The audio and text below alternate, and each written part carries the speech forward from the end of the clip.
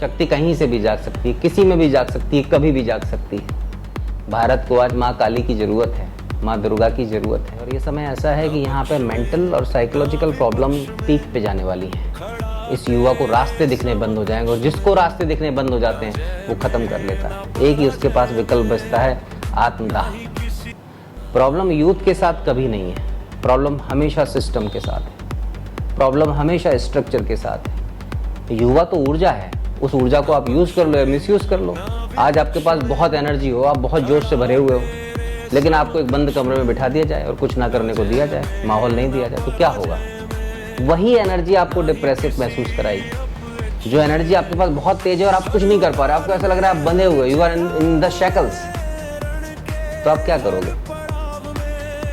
आपकी वही ऊर्जा डाउनवर्ड हो जाएगी और आपको डिप्रेसिव फील कराएगी। और वहीं पे आपको ऐसा एनवायरनमेंट दिया जाए कि आप खेलो, भागो, दौड़ो, प्रॉब्लम सॉल्व करो, रिलेशनशिप की, टीम वर्क की, क्रिएटिव टास्क आपके पास हो, तो आप एक्सप्लोर करोगे।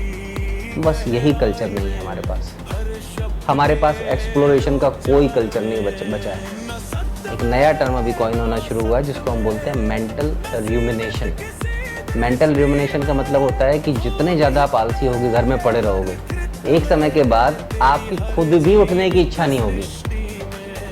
आप तो सारे रीजन डेवलप कर लेंगे कि मैं क्यों ना उठूं, मैं बीमार हूँ, आज मुझे अच्छा नहीं लग रहा है, आज मैं ऐसा महसूस कर रहा हूँ।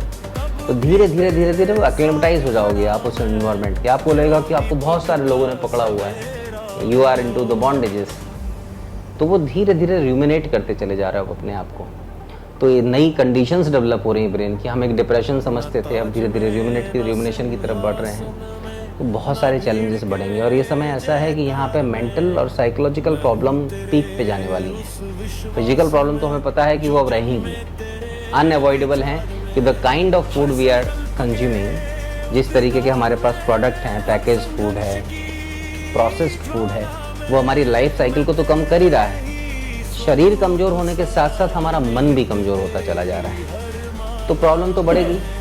और जो तरीका है, अगर इसको सोल्यूशन या सॉल्व करने का कोई तरीका है, द फर्स्ट स्टेप कि उनको अवेयर कर दो। झंझोड़ना बहुत ज़रूरी है। दूसरा स्टेप कि झंझोड़ने के बाद अगर आपने एनवायरनमेंट नहीं दिया, वो फिर सो जाएगा जाके, फिर उसी स्टेज में आ जाएगा। जैसे आपने किसी को जगाया, एक बार जगाया आपने, वो जाग गया, अब now he wants to do something.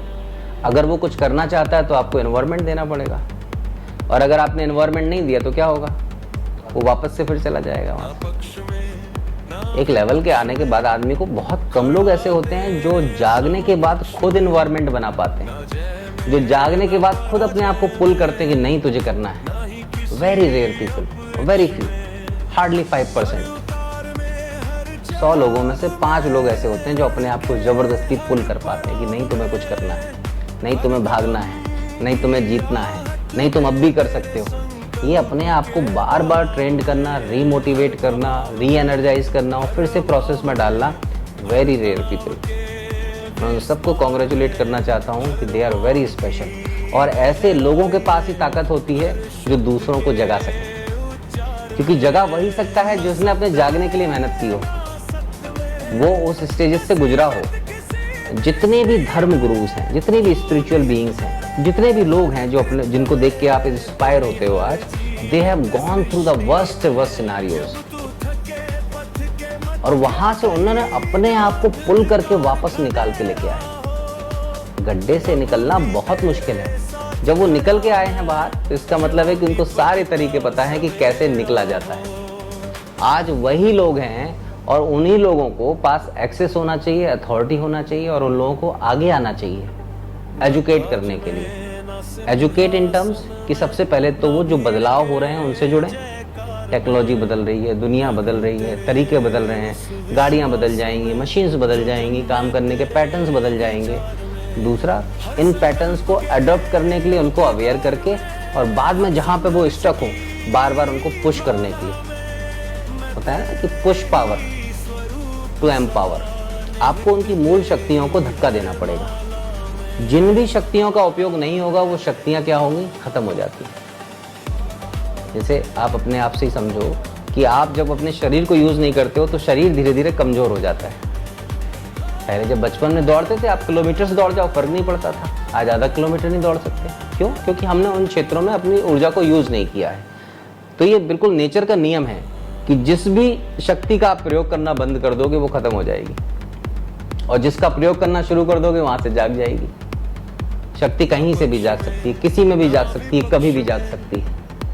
ये शक्ति के नियम है। और शक्ति को जगाने के लिए भारत इज रेडी कि यहाँ पे शक्ति को जगाना जरूरी है। रेडी क्योंकि नीड है भारत को आज। भारत को आज माँ काली की जरूरत है, माँ दुर्गा की जरूरत है। लेकिन अगर भारत की स्ट्रक्चर्स वैसे नहीं बनाए तो जो भारत का युवा है, जो परम शक्ति से भरा हुआ है, परम ऊर्जा से भरा हुआ है, ये युवा ठंडा हो जाएगा। इस युवा को रास्ते दिखने बंद हो जाएंगे, और जिसको रास्ते दिखने बंद हो जाते हैं वो खत्म कर लेता है। एक ही उसके पास विकल्प बचता है, आत्मदाह। अब वो आत्मदाह वन टाइम हो या क्रमिक हो, क्रॉनिकल। क्रमिक का मतलब वो ड्रग एडिक्ट हो जाएगा, क्रमिक का मतलब नशे की आदत लग जाएगी, फिर वो अपने आप को विक्टिम की तरह देखना शुरू कर देगा। जहाँ पे उसको विनर होना चाहिए वो विक्टिम हो गया। फिर वो सिंपैथी कार्ड खेलना शुरू कर देगा। लोग कहानियां बनाएंगे, नहीं उसके साथ तो बहुत बुरा हुआ इसलिए वो ऐसा हो गया। लेकिन सारे रीजंस आपसे शुरू होते हैं, सारे रीजंस आप तक खत्म होते हैं। जिसके पास ताकत नहीं होती वो हमेशा सिंपैथी कार्ड खेलता है।